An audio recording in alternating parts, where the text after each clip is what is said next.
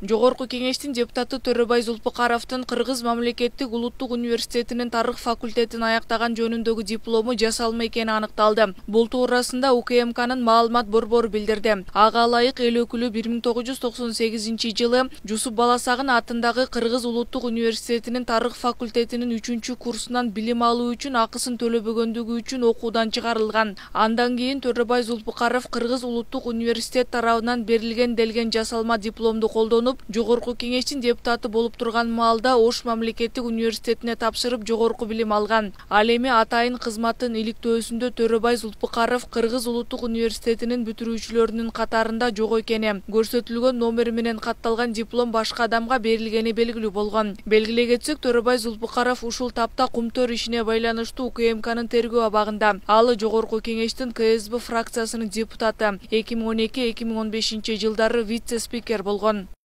Анткени менен биз Төрөбай Зулпукаровго тиешелүү ачык булактардагы маалыматтарды карап көрдүк. Зулпукаровдун өмүр баянында 1998-жылдан 2010 жылга чейин жеке ишкер деп көрсөтүлгөнү менен Адилет министрлигинде Төрөбай Зулпукаров деген ысымга бир да ЖЧК катталган эмес. Бирок Төрөбай Зулпукаров 2015-жылдан бери декларациясын тапшырып, анда жылдык кирешеси миллион сомдон ашык экенин көрүүгө болот. 2015-жылы Зулпукаров бир жылдын ичинде 1.448.643 сом киреше тапкан, бирок чыгашасын көрсөткөн эмес. Бул жылы тапшырган декларациясына мүлкү катары 400 чарчы метрдеги үйүн, 2009-жылы чыккан Toyota Land Cruiser үлгүсүндөгү унаасын көрсөткөн. Ошондой эле жакын туугандарынын мүлктөрүн, кирешесин, чыгашасын ачыктаган эмес.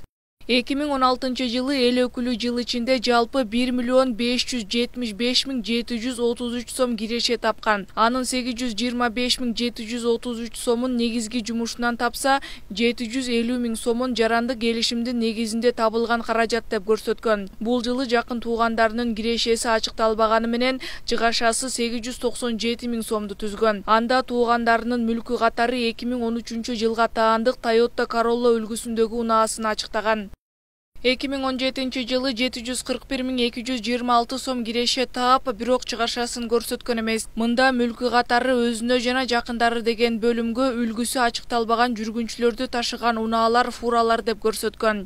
Ал эми 2018-жылы 742.620 сом киреше тапкан. Бул жылы мүлкү катары 400 чарчы метр үйүнөн башка чыгашасын, жакындарынын мүлктөрүн, алардын чыгаша кирешесин ачыктаган эмес. Ошондой эле өзүнө катталган унаасы да жок экенин көрүүгө болот.